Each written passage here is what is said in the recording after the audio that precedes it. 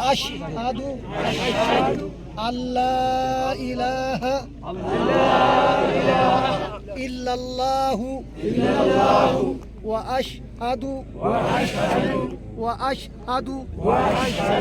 أن محمدا رسول الله وأن عيسى عبد الله ورسوله وكلمته ألقاها إلى مريم وروح منه والجنة حق والنار حق. Ika waan isaan isinii jedhanii kun maal isinii fakkaata? Ani ragaa bayaa Rabbii tokkocha gabbaramu malee Rabbiin biraa gabbaramaan hin jiru jecha ani ragaa bayaa jechuudha. Nabi Muhammad ergamaa Rabbi isa ergate tahuu ragaa bayaa jechuudha.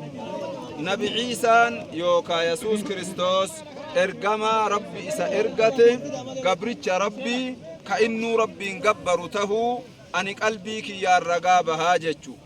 Har'a isin islaama taatanii jirtan. Wanni islaama tahaniin karoobu kana uume kana ajjeesu kalafatana khallaqe Rabbii tokkocha qofa isa kadhadhaa isarra irkadhaa isan na uume jedhee isa sodaadhaa isa jaaladhaa jechu hiikkaan isaa. Ka isin uume isa qara ka gabbaraa jirtan kabiraat galata Rabbii balleessitanii jirtan. Kanama uwwisee nama nyaachisu kabiraa ta'a ka gabbaran kabiroo yoo ta'e aqliin namaatuun fudhattu ibiddarraa ataqamtanii jirtanii karaa abbaa keessan nabi Aadam haadha teessan Hawwaa akka itti deebitanii jechuudha. Dhugaan laman jirtu takka qofaa sun islaamummaa Rabbi isin hambisee jira.